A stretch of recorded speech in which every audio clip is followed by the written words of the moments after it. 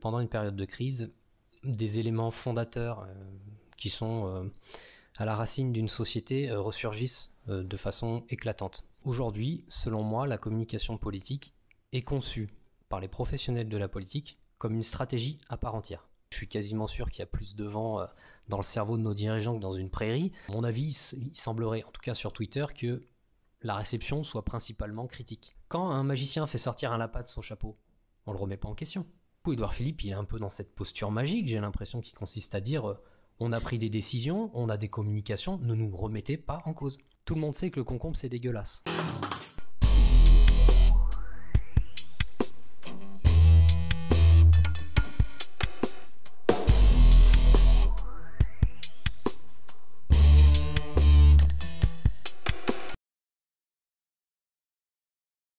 Est-ce que tu peux te présenter rapidement, Mathieu? Ouais, donc Mathieu Fusy, j'ai fait une thèse, je pense que c'est le plus intéressant dans le cadre de l'interview. J'ai fait une thèse sur la communication de l'État en contexte de crise financière internationale. Donc la question principale que je me suis posée, c'était ce que impliquait politiquement et symboliquement la communication des ministres et du président dans le cadre d'une crise financière internationale. Donc plus largement, une interrogation sur la communication de l'État, qui est un type spécifique de communication politique. Ok, et du coup, c'était une thèse c'est un peu à la croisée entre la sociologie et les sciences de l'infocom, c'est ça? Ouais, donc c'est en sciences de l'information et de la communication, effectivement, qui est de toute façon, selon moi, une discipline par essence interdisciplinaire, voire transdisciplinaire. Et les auteurs que j'ai le plus utilisés dans ma thèse sont des sociologues. Donc effectivement, c'est une thèse qui est à la croisée des chemins entre sociologie, sciences politiques, un petit peu de socio-psychanalyse, un tout petit peu d'histoire. Voilà, beaucoup de choses dedans. Ok, donc on avait une première question à te poser par rapport aux crises politiques. Là, on est en train de vivre une crise plus côté sanitaire, qui n'a pas grand-chose à voir avec les crises financières comme les krachs boursiers que tu as étudiés dans ta thèse. Mais est-ce que tu vois quand même des rapprochements qui pourraient être faits entre la communication politique des gouvernants dans ce contexte de crise? Oui, oui, il y en a, mais de toute façon, peut-être d'abord, avant que je réponde, préciser deux termes que je vais pas mal utiliser dans l'entretien, au moins ce sera, je pense, plus clair pour tout le monde. Déjà, il y a l'expression professionnelle de la politique que j'abrège de temps en temps en pro de la politique, et l'expression d'organisation de la politique. En fait, il y a une expression qu'on utilise souvent, c'est celle d'homme politique. Mais à mon avis, elle est dépassée. Déjà, ça marque un peu de sexisme, hein, parce qu'il y a aussi des femmes qui font de la politique. Et aussi, quand on est dans cette idée d'homme politique, c'est qu'on a souvent en tête les personnes qu'on voit le plus, alors qu'en vérité, ces personnes-là qu'on voit le plus sont extrêmement soutenues. Elles ont, si on prend le ministre, on a un cabinet rempli de personnes, une dizaine, voire plus de personnes, qui vont nous conseiller sur la communication, qui vont nous conseiller sur des sujets en particulier, comment s'exprimer, quelle information retenir, quelle décision prendre. Donc c'est pour ça que je préfère utiliser l'expression de professionnels de la politique pour désigner tout cet ensemble en fait de personnes qui participent à la mise en œuvre d'un gouvernement, mais aussi à une compétition, à une défense, à une politique partisane. Et en particulier, bien entendu, quand j'utilise l'expression professionnel de la politique, je désigne forcément ce qu'on désigne par l'expression homme politique, c'est-à-dire les gens les plus visibles, le ministre, un président, un élu qui est à la côte, etc. La deuxième expression, je vais faire un petit peu plus court peut-être sur celle-là, c'est l'expression d'organisation politique, tout simplement. Quand j'utilise cette expression-là, c'est pour pas parler de démocratie, parce que le mot démocratie, selon moi, ne désigne pas vraiment déjà une démocratie, puis on peut mettre tellement de choses dedans que c'est compliqué. Donc quand je vais utiliser le mot organisation politique, en fait, je vais faire référence simplement à notre régime politique qu'on pourrait caractériser comme une démocratie représentative, oligarchique et aristocratique. Je sais pas si j'ai besoin de revenir sur chacun de ces termes ou pas. Bon, non, ça, on comprend où c'est que tu veux en venir. Très bien, je suis un sale type de gauche. Oui, du coup, oui, pardon, excuse-moi pour répondre à ta question parce que j'ai pas répondu à la question. Est-ce qu'il y a des points communs? Oui, bien sûr, il y a des points communs. Déjà, d'un point de vue, petite parenthèse sur la science, l'intérêt d'analyser une crise, c'est le suivant, c'est que pendant une période de crise, des éléments fondateurs qui sont à la racine d'une société ressurgissent de façon éclatante. Là, dans cette crise sanitaire, ce qu'on voit de façon éclatante, c'est que, et ça surprendra finalement peut-être pas grand monde, mais visiblement nos dirigeants avaient besoin d'une crise pour s'en rendre compte, c'est l'idée qu'on a besoin d'un système hospitalier performant, compétent pour soigner des gens. Bon, bah visiblement, il fallait qu'on risque tous de choper un virus qui pourrait potentiellement assassiner les plus fragiles d'entre nous pour qu'on se rende compte de ça. Pendant la crise financière, on se rend compte de quoi? Que l'intervention de l'État est indispensable. Je ne vais pas rentrer là-dedans parce que c'est pas le sujet de parler de finances. Mais moi, on va dire les points communs que je vois au niveau de la communication, parce que je ne vais pas parler de gestion de la crise sanitaire parce que j'y connais rien. Je ne suis pas épidémiologiste, il y a des gens beaucoup plus compétents que moi, enfin sans doute, beaucoup plus compétents que moi sur le sujet, donc je ne vais pas m'exprimer à leur place. Donc sur cette communication-là, on peut voir déjà, première chose, c'est ce que j'avais appelé dans le cadre de ma thèse des impératifs ou des invariants. Ça, c'est invariant, c'est l'expression qu'utilise un politologue français qui s'appelle Christian Lebard. En gros, c'est des éléments qu'on retrouve dans les discours de façon récurrente, voire continue. Le premier impératif qu'on peut retrouver, c'est-à-dire la contrainte de faire ça, c'est celui de la répétition. C'est-à-dire qu'on a beaucoup d'interventions de nos ministres et du président ou de secrétaires d'État ou de la porte-parole du gouvernement pour venir répéter des éléments de langage, comme restez chez vous, c'est important. Même si ces éléments de langage rentrent complètement en contradiction avec ce qui était tenu comme discours il y a quelques semaines, qui revenait à dire c'est peut-être pas si grave que ça le coronavirus. Mais bon, ça c'est malheureusement des contradictions de gouvernement, qu'on pourra discuter ça un peu plus tard vis-à-vis de la communication. La deuxième chose qui est évidente aussi, c'est un impératif de désintéressement. C'est-à-dire que c'est pas le moment de faire de la politique partisane. C'est pas le moment, je pense, quand on fait de la politique à ce moment-là, de venir dénoncer des errements des précédents gouvernements ou d'attaquer l'opposition trop fortement. Au contraire, il faut essayer d'appeler à l'unité, ce qui avait été fait par exemple en 2008 par François Fillon, si je me souviens bien, quand il fallait voter un plan de sauvetage des banques. Voilà, il avait fortement critiqué, après avoir appelé le soutien de tous les parlementaires, François Fillon avait fortement critiqué le PS qui s'était abstenu de voter ce plan de sauvetage en disant c'est pas le moment de faire de la politique partisane.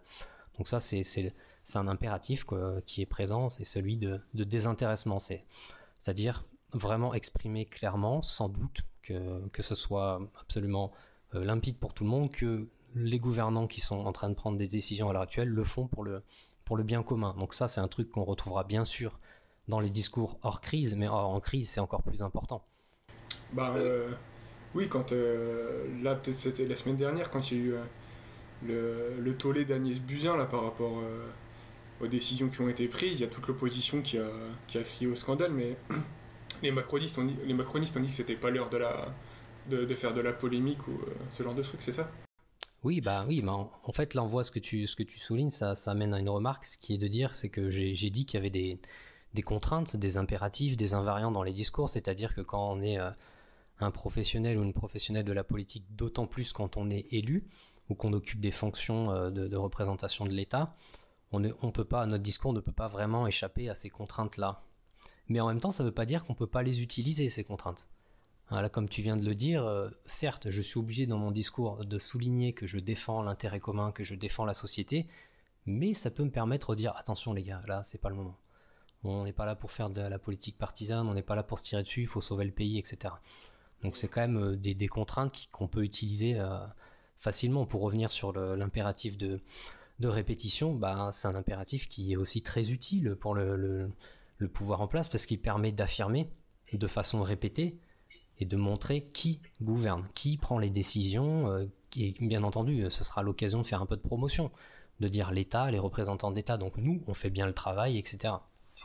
Mais alors, je sors peut-être un petit peu de ton sujet, mais paradoxalement, ça devrait pas être justement en temps de crise qu'on devrait faire de la politique partisane ou justement de la polémique pour juger du degré de compétence de nos dirigeants. C'est à ce moment-là qu'on devrait voir s'ils sont compétents ou pas et qu'on devrait les sanctionner. Tu vois, il y a un paradoxe. Ah bah le paradoxe, il est situé Enfin, ça dépend de quel côté on se place. Du côté des personnes qui gouvernent, le paradoxe, il est non existant, puisque l'objectif, ça va être de dire stop, pas de politique partisane.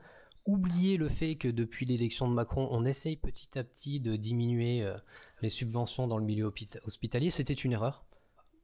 Ne discutons pas de ça. Maintenant, on va se concentrer sur le coronavirus et sa gestion. Par contre, c'est sûr que les autres hommes politiques ou les autres femmes politiques ont tout à fait intérêt à souligner les incohérences, et je pense que ça a été fait chez certaines personnes, mais je ne vais pas leur faire de la promotion en reprenant leur discours, mais je pense que ça a été fait chez certaines personnes de mettre en avant que c'est quand même curieux d'avoir un gouvernement qui, en temps de crise, se rend enfin compte de l'inefficacité, voire de la dangerosité de diminuer la compétence, la performance d'un système hospitalier, soi-disant parce que la privatisation ferait mieux le travail. Ouais. Mais il n'y a pas toujours un espèce de retard dans le sens où on prend des mesures qu'une fois qu'on est face au problème. Tu vois, on est incapable de prévoir à long terme et on attend qu'il y ait un attentat pour prendre des mesures, on attend qu'il y ait une crise hospitalière pour prendre des mesures. On se dit pas qu'on pourrait aller au-devant de tout ça, quoi.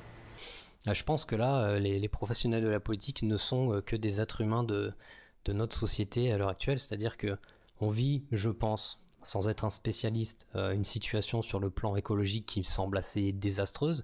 Pourtant, j'ai pas l'impression qu'on change de mode de vie. Je veux dire, même moi personnellement, j'essaie de faire attention, mais ben voilà, je continue à polluer énormément. Je suis sur Internet à l'heure actuelle, alors qu'on sait qu'Internet ça pollue. Donc, les hommes et les femmes politiques, preneurs et preneuses de décision, sont aussi des êtres humains de notre société et ont tendance à ignorer le problème jusqu'à qu'il saute aux yeux. Mais là où on peut être d'accord avec toi sur ce point-là, et sans aucun doute d'ailleurs, c'est de se dire pourquoi est-ce qu'on a besoin, surtout pour des personnes qui ont beaucoup de pouvoir, qui ont soi-disant qui sont des élites, qui ont beaucoup de compétences, qui ont été formées, qui ont fait de longues études, pourquoi est-ce qu'il faut attendre? Oui, secoue pas trop la tête quand même, tu vas te faire mal à la nuque. Pourquoi est-ce qu'on est obligé d'attendre une situation désastreuse, catastrophique, pour que enfin on change d'avis?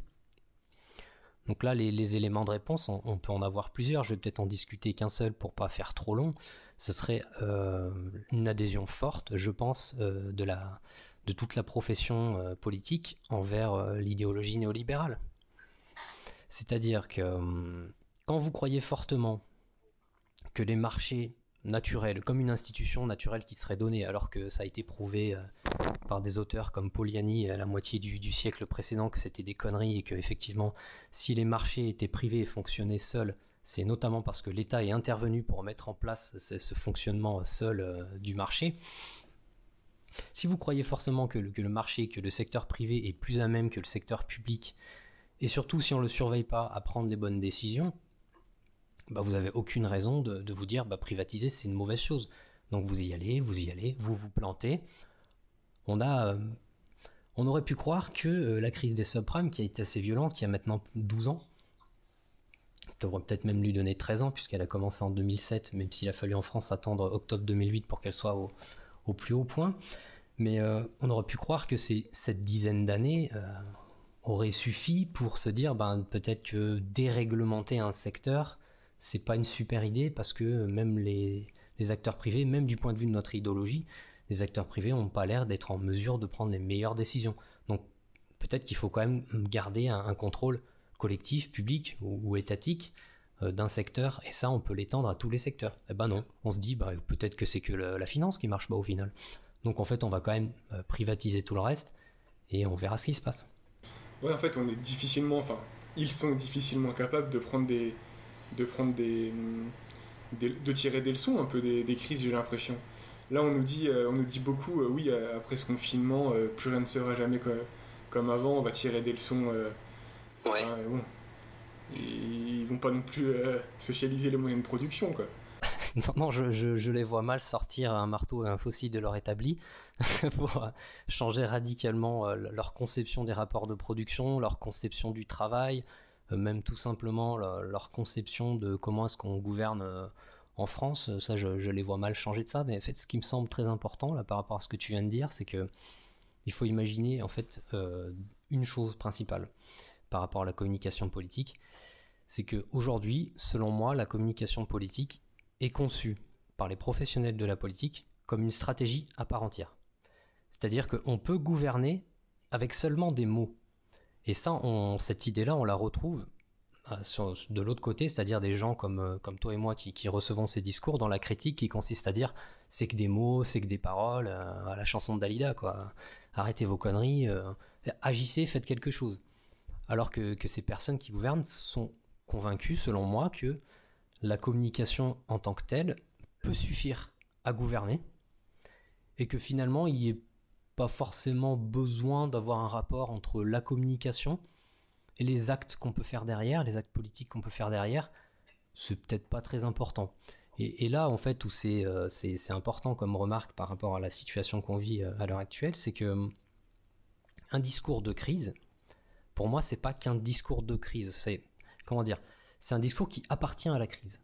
Une fois que la crise est finie, on peut changer de discours. Bah oui, puisque c'était une stratégie de communication à mettre en œuvre dans le cas de la crise. Je vais repartir sur ce que je maîtrise plus, et puis après on pourra revenir sur le coronavirus. Mais pendant la crise des subprimes, Nicolas Sarkozy dit il faut moraliser le capitalisme.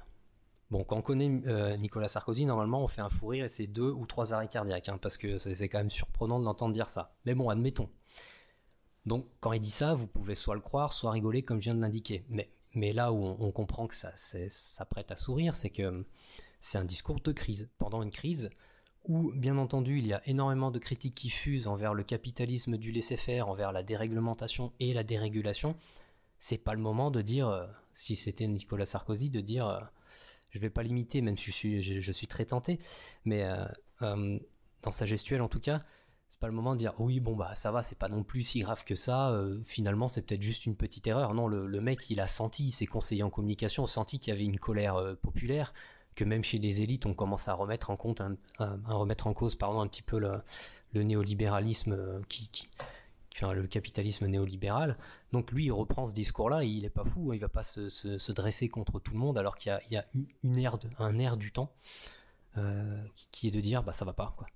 Et donc quand il propose de moraliser le capitalisme, moi en tant qu'analyste de la communication politique, je comprends bien que c'est un discours qui appartient à la crise. Pardon le micro, j'ai mis une gifle. Qui appartient à quoi? Pardon? Qui appartient à quoi du coup Qui appartient à la crise. Une fois que la crise elle est finie entre guillemets, parce que les conséquences de la crise des subprimes sont beaucoup plus longues, mais une fois que la crise semble plus ou moins terminée, qu'on arrête d'en parler, que les marchés financiers retrouvent à peu près une stabilité, elles sont où les actes? Ils sont où les actes de Nicolas Sarkozy pour moraliser le capitalisme? Ils sont nulle part. Et ces actes, ils sont tellement nulle part que vous avez, pour la campagne de 2012, François Hollande qui peut dire, sans trembler, donc il faut quand même pas être gêné, que l'ennemi, c'est ma finance. À partir de là, vous comprenez que Sarkozy, il a rien fait. Donc c'est un discours de crise. Donc, selon moi, j'espère me tromper, mais là, c'est en tant que citoyen, j'espère me tromper, mais en tant qu'analyste, je pense avoir raison, parce que je suis de nature cynique, mais entendre dire le coronavirus va nous amener, enfin cette crise-là va nous amener à changer la manière dont on conçoit les subventions du secteur public, je sais pas, d'autres choses encore, en tout cas ça va nous amener à changer de société. Moi, j'y crois pas une seule seconde, quoi. Je pense que c'est assez difficile d'y croire.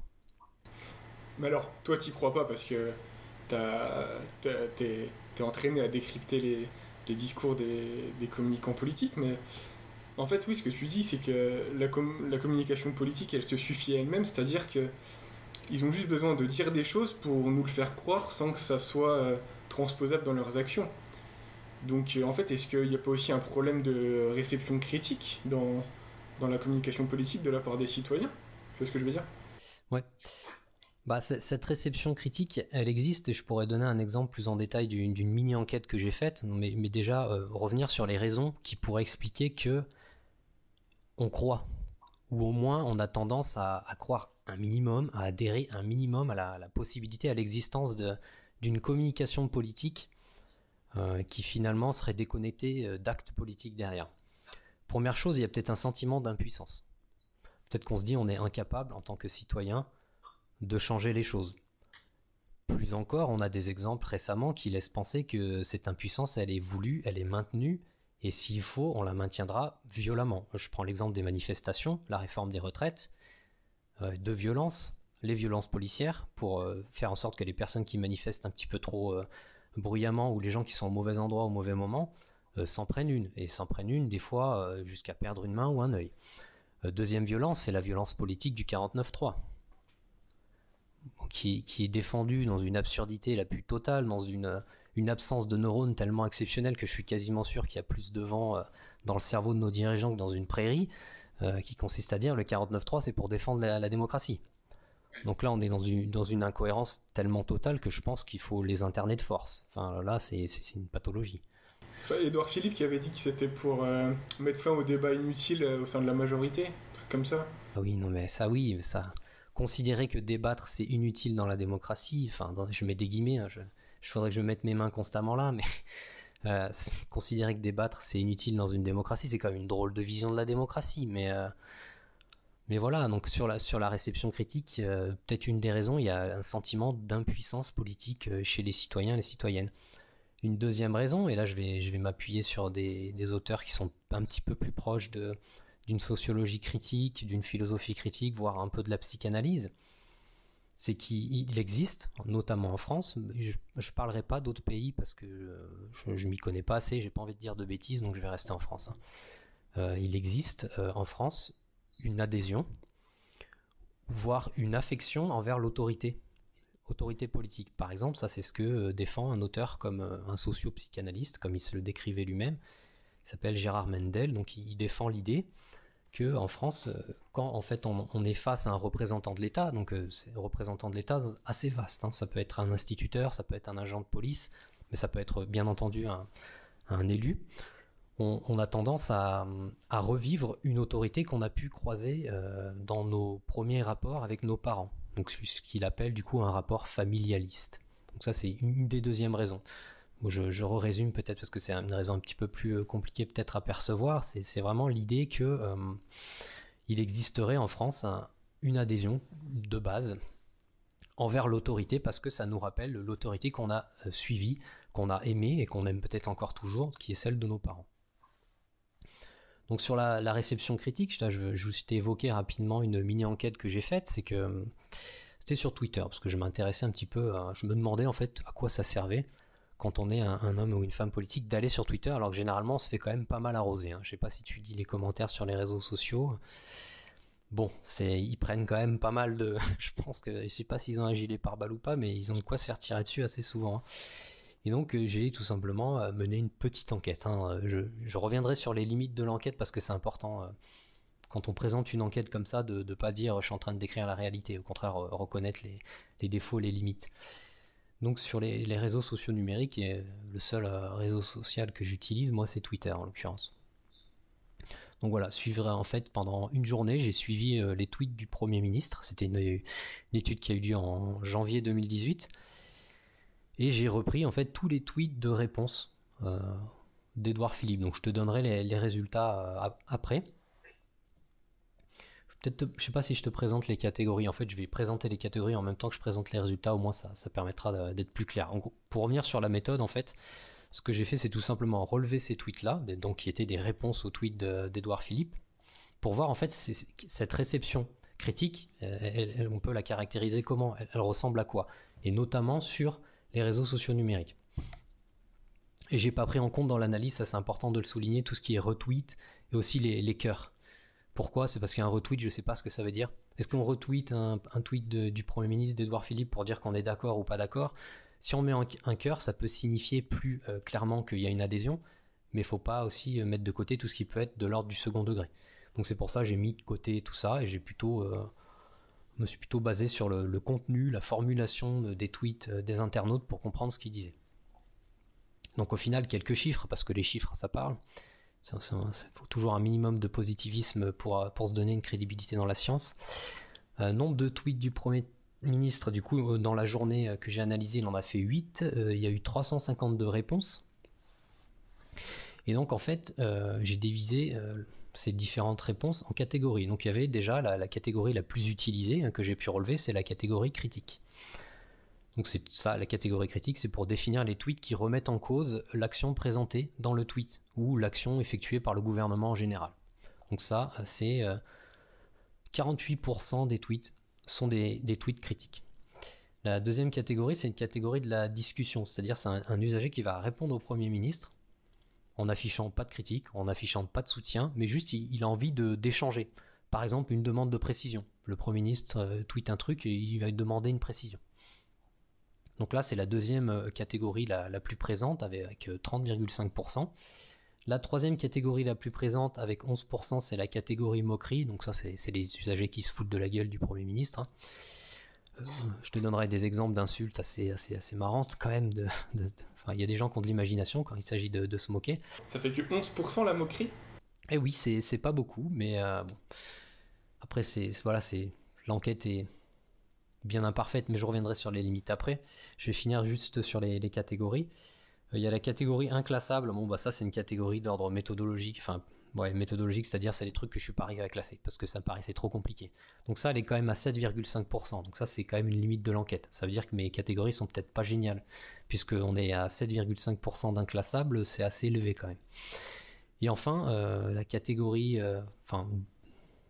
deux autres catégories pour finir qui sont vraiment pas très présentes, voire dont une carrément absente. Donc il y a la catégorie partisane, c'est-à-dire des tweets de soutien du Premier ministre, qui affiche clairement un soutien au Premier ministre.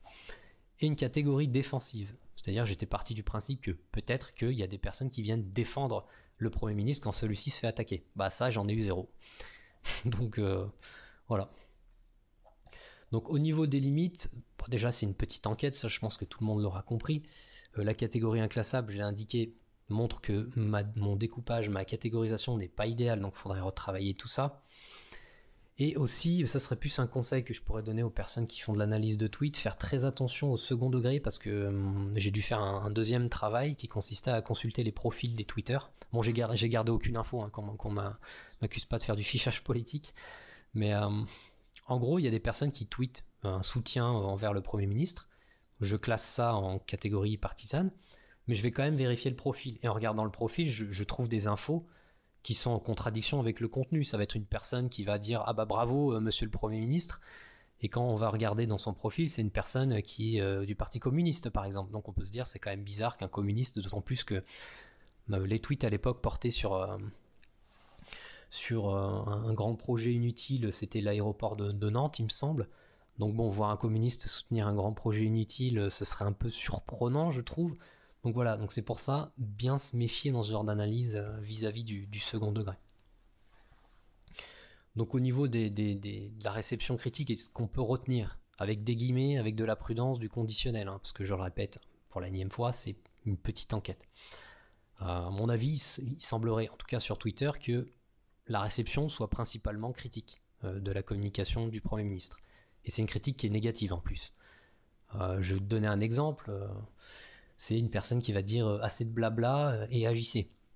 Ça, en fait, c'est un reproche qu'on retrouve assez couramment envers la communication politique, qui est de dire arrêtez de parler, faites des choses. C'est vraiment l'opposition entre action et communication. Comme si d'un côté, il y avait des vraies actions, des vrais trucs à faire, et la communication, c'était pas une vraie action en fait. C'était du vent, ça servait à rien. On peut être d'accord ou pas d'ailleurs, hein, mais en tout cas voilà, c'est l'idée qu'on retrouve. La deuxième chose qu'on peut retrouver aussi dans cette petite analyse, c'est que la critique, elle est basée quand même, un petit peu, même si pas principalement, sur la moquerie. Et ce qui est assez intéressant, c'est que, alors je sais pas si c'est parce que je suis tombé sur des personnes qui aimaient bien la langue française et qui savaient la manier, mais c'est que des fois dans la critique, il y a un certain style, donc je pense qu'il y a une intelligence, définitivement d'ailleurs, une intelligence populaire dans la réception critique de la communication. Moi j'aurais tendance à m'opposer assez vivement face ce qu'on pourrait les appeler la bourgeoisie de plateau télé, quoi. Les mecs qui vivent dans un monde un peu fictif, qui vont parler de gilet jaunisation à tout va dès que les personnes commencent à réclamer un petit peu autre chose. Enfin, c'est des mondes qui vivent, des gens qui vivent dans un monde de fond de teint, quoi. Il y a une couche de crasse et ils sont pas dans le même monde que nous, j'ai envie de dire.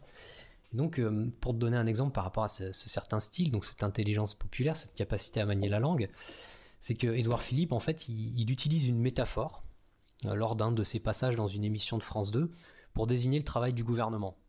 Et en fait, cette métaphore, elle va faire l'objet d'un tweet, et je vais te la lire. Un gouvernement, c'est comme un orchestre. Je veux que chaque ministre sache ce que font les autres pour que nous puissions conduire un travail d'équipe. petite métaphore, le chef d'orchestre, etc. Blablabla.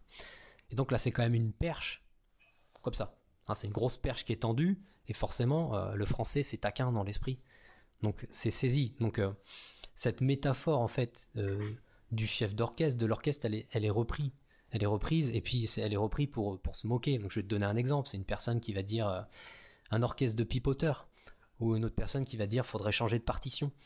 Donc c'est ça qui m'a semblé assez intéressant, c'est de relever cette critique qui existe, et qui peut aussi être une critique moqueuse, mais qui en plus de ça, on peut se permettre de mettre un style dedans. Donc ça m'a paru intéressant.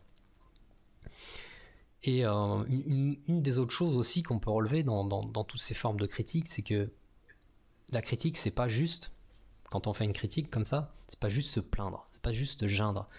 Des critiques qu'on fait envers la communication politique, c'est aussi des critiques proprement politiques, c'est-à-dire des critiques qui vont discuter de la manière dont on gouverne. Je peux te donner un exemple, hein, parce que là, en fait, ça c'était aussi à l'époque où on parlait de la privatisation des SNCF, enfin de la semi-privatisation des SNCF. C'est une personne qui tweet l'État qui a insisté à s'endetter cruellement, qui a insisté auprès de SNCF à s'endetter cruellement à sa place, est en partie responsable de la dette abyssale. Donc là, c'est une critique directement sur des décisions politiques, sur la façon dont on gouverne, parce qu'on retrouve aussi d'autres tweets comme ça qui vont porter sur qui prend les décisions en France. Ce sont les députés qui prennent les décisions, vous faites un sale travail. Donc en fait, la critique de la communication politique, elle existe à deux niveaux, en tout cas tel qu'on l'aperçoit dans cette étude. C'est déjà une critique sur qui prend les décisions en France. Donc là, c'est vraiment une critique sur l'organisation politique, mais aussi une critique sur ces décisions. Elles sont bien, elles sont pas bien, etc. Peut-être la dernière chose qu'on peut relever, c'est que eh bien, les internautes ne sont pas avares en insultes envers le Premier ministre. Donc je t'avais promis, donc j'imagine que tu trépignes d'impatience. Quelques exemples. On sera d'accord avec les exemples ou pas. Mais il y a une personne qui va traiter Édouard Philippe de rigolo. Il y en a un qui va lui dire tu es bidon, un bouffon. Il y en a un qui va le traiter de menteur. Il y en a une autre qui va le traiter de pauvre nul. Et enfin une autre personne qui, moi ça m'a fait rire, qui le traite de premier sinistre. Bon. Moi ça m'a fait marrer personnellement. Donc voilà, sur la réception critique, je pense qu'elle est présente en France. Là d'ailleurs, à l'heure actuelle, je suis en train de mener une enquête en indépendant sur la communication politique. J'interroge des gens sur ce qu'ils pensent de la communication politique. Et oui, majoritairement, bon, j'en suis qu'à 16 personnes interrogées, c'est pas encore assez, mais en tout cas, majoritairement, il y a une critique de cette communication. Et pour continuer là-dessus, sur la critique de la Compo, tu parlais des Gilets jaunes. Est-ce que, en fait, tu penses que le mouvement des Gilets jaunes, il crée une rupture dans la réception critique de la communication politique? Dans le sens où, dans les manifs Gilets jaunes, enfin, il y a un paquet de slogans qui visent directement les mensonges et les manipulations politiques, quoi, tu vois. Et ça, est-ce que il y a une vraie rupture ou on trouve quand même une certaine continuité Excusez-moi. N'étant pas un sociologue des mouvements populaires, j'aurais du mal à dire définitivement c'est une rupture, c'est une continuité, d'autant plus que je me suis intéressé bien sûr aux Gilets jaunes, mais pas en détail. Dans la ville dans laquelle j'habite, en plus, les Gilets jaunes, c'était plutôt des mecs d'extrême droite, donc pas que, hein, mais plutôt. Donc, raison de plus pour moi de ne pas m'y pencher beaucoup. Même si, attention, quand je dis ça, je reprends pas du tout le discours qui consiste à dire les Gilets jaunes, c'est des pédophiles, des nazis, des antisémites, de tout ce que vous voulez, hein, mais absolument pas, hein, pas du tout. Mais bon, bref. Je pense que c'est ma pensée qui est potentiellement fausse, que les Gilets jaunes représentent plutôt une marge qui, à mon sens, est de plus en plus nombreuse, majoritaire, point d'interrogation, je sais pas, mais en tout cas une marge de plus en plus nombreuse, une frange plutôt de la population qui en a marre de la communication politique, mais plus encore, qui en a marre de l'organisation politique. Parce que s'il y a bien une rupture qui est marquée, et qui, pour le coup, je peux le dire sans risque, c'est que la rupture, elle est vis-à-vis, dans les Gilets jaunes, vis-à-vis de l'organisation politique. Parce que quand vous prenez une démocratie directe, c'est plus qu'une critique de la communication politique, c'est une critique sur l'organisation politique. C'est l'expression, c'est peut-être pas un ras-le-bol, mais d'une volonté de changement vis-à-vis de la démocratie représentative. Donc le mouvement des Gilets jaunes, c'est plus que ça, quoi. C'est plus qu'une rupture ou une continuité ou autre vis-à-vis de la réception critique de la communication politique. C'est une rupture ou une continuité, mais à mon avis, c'est plutôt pas une continuité, je veux dire une rupture ou un changement vis-à-vis de ce que veulent les citoyens et les citoyennes par rapport à l'organisation politique. C'est plus radical. Ah oui, oui. Ok. On avait une autre petite question à te poser par rapport aux prises de parole publiques des politiciens. En fait, on a l'impression, et c'est aussi ce qui est ressorti quand on a lu tes articles sur ton blog, c'est que ces hommes politiques sont incapables de présenter publiquement leurs excuses ou d'objectiver publiquement leurs erreurs. Est-ce que tu peux expliquer si c'est vrai et pourquoi? Alors c'est vrai, je pense que c'est plus que vrai. J'ai parlé d'un variant et d'impératif plus tôt là dans l'interview, dans l'entretien. Mon Christian Lebart, je m'appuie sur ses travaux qui sont assez intéressants là-dessus. C'est d'un tout petit livre qu'il a écrit qui s'appelle Discours politique, je le dis pour ceux que ça pourrait intéresser, que je vous conseille de lire. Et en fait, il parle d'un invariant qu'il appelle, c'est l'incapacité en fait, pour un homme ou une femme politique de se dire pas en mesure de maîtriser la société. C'est-à-dire que dans un discours politique, on est obligé de mettre en avant que on maîtrise. On contrôle. Voilà, on contrôle les phénomènes sociaux, enfin, c'est au sens large d'ailleurs, hein, c'est la finance, l'économie, l'insécurité, le terrorisme, j'en sais rien tout, quoi, l'écologie. Il y a un petit côté magique, pensée magique quand même. Ce côté presque vieux chaman, quoi. Je maîtrise les forces de la nature, les forces sociales. Et il y a cette croyance-là, et elle est forte. Je vais vous prendre un exemple, mais qui est archi classique, qu'on utilise assez souvent, d'une personne qui a osé en politique reconnaître que l'État n'était pas capable de tout faire, c'est Jospin. Je ne sais pas s'il faut que je vais le préciser quoi qu'il arrive. Donc c'était la fin des années 2000, toute fin des années 2000, en 98 ou 99. En gros, Jospin dit l'État ne peut pas tout. Parce que je crois que c'était une usine Michelin qui allait fermer. Et donc il est interpellé sur la question, il dit bah oui, l'État ne peut pas tout. Et apparemment cette reconnaissance honnête, véritable, que oui, l'État ne peut pas tout, donc que les personnes qui travaillent au nom de l'État font des erreurs, ça lui aurait coûté son élection en 2002. J'en sais rien. En tout cas, c'est clair que, à mon sens, c'est rare de voir un professionnel de la politique faire preuve d'honnêteté sur cette question. Oui, l'État peut pas tout. Pourquoi? Comme je viens de l'indiquer, l'État, ce sont des femmes et des hommes. Et par nature, l'être humain est faillible. Donc, l'État est forcément faillible. Je veux dire, c'est quasiment une équation, quoi. État représenté par être humain étant faillible. Je sais plus comment on appelle ça, c'est une figure rhétorique. Ouais. J'ai oublié ça. Bref, c'est ça. Ça me paraît pour le. Pardon? C'est un syllogisme. Oui, c'est ça, merci. C'est un syllogisme. Voilà. Je vois que tu es moins atteint par le confinement que moi, tu arrives à te souvenir. Non, mais j'ai une liste juste là de figures de style. D'accord. Tu vas perdre ta caution parce que tu as tagué le mur.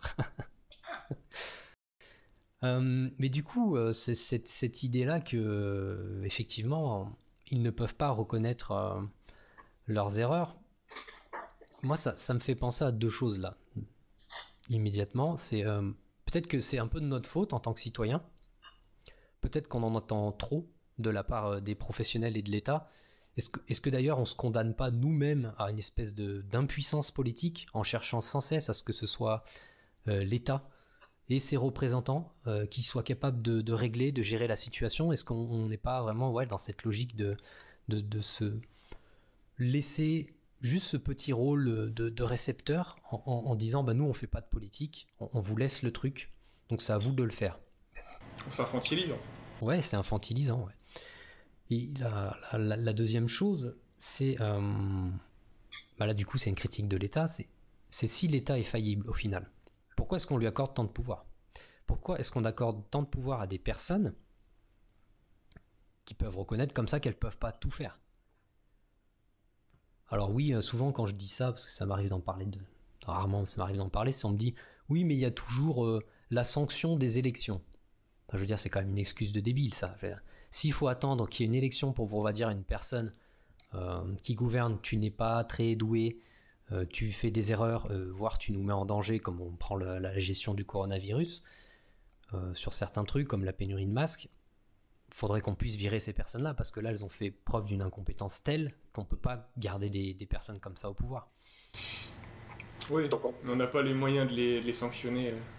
Ah bah oui, oui.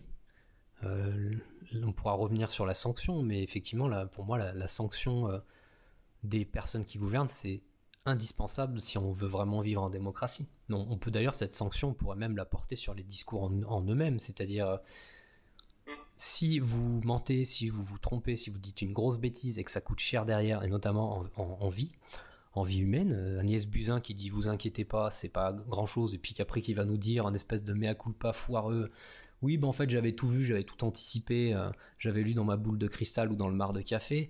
Alors elle se fout de la gueule du monde. Je veux dire, comment est-ce qu'on peut honnêtement arriver à se dire non mais ça va passer, ça va le faire. Si je dis en fait que j'avais vu que c'est plus de ma faute maintenant, ça va le faire. Bah non, c'était une incompétente première et t'es dangereuse en fait. Ça c'est mon avis. Hein.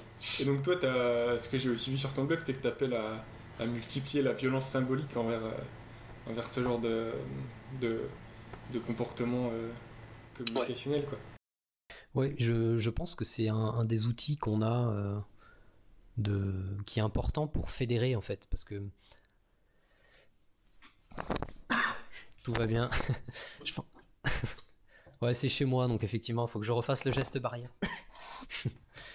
Je pense que la moquerie fédère un groupe, et c'est une dynamique qu'on peut considérer assez dégueulasse quelque part, qui consiste à dire quand on se moque d'une personne et que cette moquerie et que le rire est diffusé dans un groupe, et ben la personne va se sentir très mal forcément, mais les gens qui vont partager le rire vont partager quelque chose de collectif, même si c'est aux dépens d'eux. Alors bien sûr, le faire au quotidien, c'est un peu dégueulasse, parce que se foutre de la gueule constamment des gens comme ça, c'est pas très propre. Mais le faire vis-à-vis de personnes qui ne se privent pas de se foutre de notre gueule par ailleurs.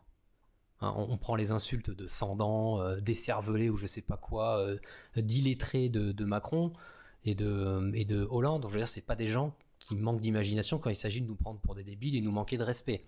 Donc je vois pas sur quel principe nous on devrait les respecter. Mais là où je pense que politiquement ça a un sens, le recours à la violence symbolique, c'est justement pour fédérer un mouvement. Il ne faut pas se contenter justement de rester dans une dynamique qui consiste à juste se moquer et s'arrêter là. Il faut que la moquerie puisse nous rassembler. Quelque part, la moquerie, ce ne sera pas juste dire vous êtes naze, etc. ou reprendre la métaphore de l'orchestre pour dire vous êtes des mauvais flûtistes ou j'en sais rien. Mais se dire que oui, il existe peut-être quelque part dans la population, même pas peut-être, c'est plutôt sans doute, un ras-le-bol vis-à-vis de l'organisation politique et qu'on peut essayer de s'organiser pour demander autre chose. Et la moquerie, c'est pour moi le premier pas qui peut permettre une organisation citoyenne. En tout cas, une espèce de reconnaissance qu'il existe vers telle et telle personne un ras-le-bol et que ce ras-le-bol est partagé, qu'on peut ensuite essayer de mettre en œuvre les moyens pour. Mais bon, là, je suis vraiment dans la théorie et dans l'utopie quasiment parce que on nous donne pas vraiment beaucoup de moyens d'exprimer, quoi, de nous exprimer, quoi. Pourquoi les démentis font toujours moins de bruit que les mensonges? Tu vois? Ouais. Pourquoi en fait il y a un homme politique qui va dire une grosse connerie, on va tous s'affoler et peut-être 2 3 jours plus tard il y aura un petit démenti dans une petite tribune de 5 lignes en page 46 de je sais pas quel journal et finalement on a l'impression que les démentis font moins de bruit que les mensonges. Bon, je pense que c'est une trop bonne question pour que je puisse y répondre comme ça d'emblée. Même si pour faire preuve de transparence, tu m'as fourni les questions en avance, mais j'ai beaucoup réfléchi sur cette question. Et c'est vrai qu'en l'état, j'ai pas beaucoup d'éléments de réponse parce que je me demande, est-ce que c'est parce que les médias s'en foutent? Oh, il s'est excusé, c'est moins important que la connerie qu'il va dire aujourd'hui. Est-ce que c'est parce que les professionnels de la politique se font discrets, c'est-à-dire qu'ils disent, on va démentir, mais attention, hein, toi les Échos, toi Le Monde, je te fournis mon démenti, mais si tu me mets ça en première page, t'as plus le droit des interviews pendant plusieurs mois. Peut-être, on sait pas, peut-être que ça se négocie comme ça. Mais je pense que cette question, en fait, elle est liée, je pense, à la précédente, qui consiste à dire qu'on n'aime pas, quand on est un professionnel de la politique, se dire incapable, on n'aime pas reconnaître ses erreurs. Donc, forcément, dans ce cas-là, de façon logique, reconnaître ses erreurs, Donc démentir ce qu'on a pu dire précédemment, bah oui, bah forcément, ce serait un peu con, mais on peut prendre un exemple récent de ça, qui qualifie en fait même la posture d'un professionnel de la politique par rapport à son propre discours. 28 mars, donc samedi 28 mars, assez récent du coup, Édouard Philippe, il dit la chose, dans une interview, il dit la chose suivante. Je ne laisserai personne dire qu'il y a eu du retard sur la prise de décision s'agissant du confinement. Bon, je vais pas rentrer dans les détails de savoir si c'est vraiment une erreur d'avoir confiné mi-mars ou début mars ou début février, enfin j'en sais rien, comme j'ai dit je suis pas épidémiologiste donc je sais pas. Mais en tout cas ça vous indique quand même clairement la position du bonhomme. Il n'a pas envie de discuter avec vous. Qu'il ait raison ou tort d'ailleurs, c'est même pas la peine de discuter avec lui. Il s'est planté ou pas, il s'en fout. Vous ne discutez pas avec lui. Alors oui, peut-être que c'est un discours de crise et que pour le coup, il est en train de dire arrêtons les polémiques et concentrons-nous sur la gestion du coronavirus. Mais pour moi, c'est assez révélateur de à quoi peut correspondre la position, la vision d'un professionnel de la politique vis-à-vis de son discours. C'est ce que je disais, il y a un petit côté un petit peu magique. Je sais, je maîtrise les choses, ne me remettez pas en question. Quand un magicien fait sortir un lapin de son chapeau, on le remet pas en question. On va pas lui dire non mais il y a un truc qui va pas, etc. On est juste un peu comme ça. Enfin, en tout cas, c'est comme ça qu'on imagine le public.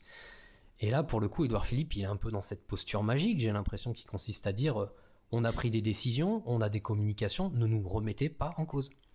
Voilà. On est un peu dans le mythe de la... Comment on pourrait l'appeler? Ça serait le mythe de la puissance des hommes politiques et de leur capacité à dire le vrai en simplement en le disant en fait.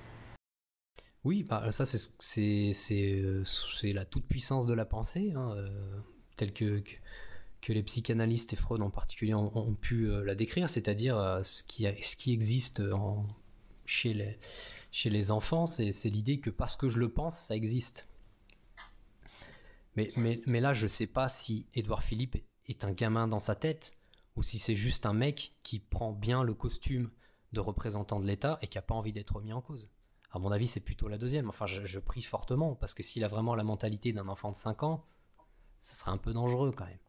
Je pense que c'est tout simplement une personne qui a très bien compris ce que son rôle lui permettait de faire, qui a très bien compris que son discours avait un poids, qu'il y avait toute la légitimité de l'État avec lui et qu'il pouvait se permettre des trucs que moi je peux pas me permettre. Si par exemple, là, dans l'échange qu'on est en train d'avoir, t'es pas d'accord avec moi, je te fais chut, chut. Les gens vont juste penser que je suis un connard. Voilà, mais alors que là, lui, il intervient comme ça, c'est un Premier ministre, vous discutez pas avec moi. Et puis si tu veux discuter avec lui, t'essaies de le rattraper par l'épaule, t'as son service de sécurité qui va te péter la gueule, quoi. Je schématise, je caricature un peu, mais voilà, on a une position claire, quoi. Ne discutez pas avec moi. En fait, leur parole est sacralisée tout autant que leur personne physique, quoi. C'est un peu ça. Ah bah oui, oui, oui, je pense qu'il y a la pensée chez eux, un narcissisme certain, qui consiste à dire ma personne compte quand même beaucoup. Si j'en suis là, c'est pas pour rien. Et après, je pense qu'on peut remercier ici pas mal d'agiographies ou de portraits dithyrambiques qui sont faits dans la presse, qui consistent à dire qu'ils sont brillants, que par exemple Macron c'est quand même un truc qu'on a souvent entendu, alors que le mec je crois qu'il a échoué 3 fois à son concours d'entrée à l'ENA, ou quelque chose comme ça. Donc le décrire comme un type brillant, déjà rien que sur le point de vue des études, échouer 2 ou 3 fois un concours, c'est pas un signe de brillance normalement. Enfin, à moins qu'il soit tellement génial qu'il soit en avance sur 100 ans et que du coup, bah voilà, c'est le malheur des génies, quoi. De pirouette en pirouette, ils arrivent toujours à retomber sur leurs pattes. Ah oui, oui, ça c'est. On peut pas leur enlever un manque de souplesse. Ils arriveront un petit peu à louvoyer pour passer, quoi. J'ai une dernière petite question là qui m'est venue comme ça que je t'avais Oh mon dieu. pas dit à l'avance, donc attention. Ouais. Est-ce qu'en fait on pourrait pas faire un parallèle, mais vraiment entre guillemets, hein, et un peu tiré par les cheveux, entre la communication politique actuelle de nos hommes politiques, euh, qui prend pas mal de mots à l'envers et qui impose les choses simplement en les disant, c'est ce que tu expliquais, et Ouais. ce que George Orwell écrivait aussi un peu dans 1984 vis-à-vis de la Ouais. novlangue et de la manipulation du langage en fait. Ouais. Bah, là, il y a deux choses. Il y a une chose que je ne vais pas détailler parce que j'ai déjà évoqué, c'est le fait que la communication en elle-même peut se suffire. Ça peut être une stratégie à part entière. C'est-à-dire que je peux me contenter d'un discours pour gérer une situation, et peu importe s'il ne sera pas en cohérence avec la réalité, peu importe s'il ne sera pas en cohérence avec les discours qui arrivent. Je gère comme ça un petit moment et on n'en parle plus. Mais plus inquiétant, c'est ce que j'ai écrit un petit truc dessus parce que ça m'a quand même frappé, c'est une espèce de rapport pathologique à la réalité de nos gouvernants. En fait, ce que je veux dire par là, c'est qu'on peut se demander s'ils n'ont pas, c'est presque une blague comme je le formule comme ça, mais on peut arriver, si on se fie juste à leur discours, à se demander s'ils n'ont pas une véritable maladie mentale, s'ils ne sont pas névrosés ou psychotiques. Parce que au quotidien, ces personnes-là communiquent énormément, que ce soit des discours, que ce soit des interviews, que ce soit des tweets, des déclarations. On a Bruno Le Maire qui donne une photo de son cochon d'Inde sur Instagram. Enfin, c'est une communication, quoi. On a des choses.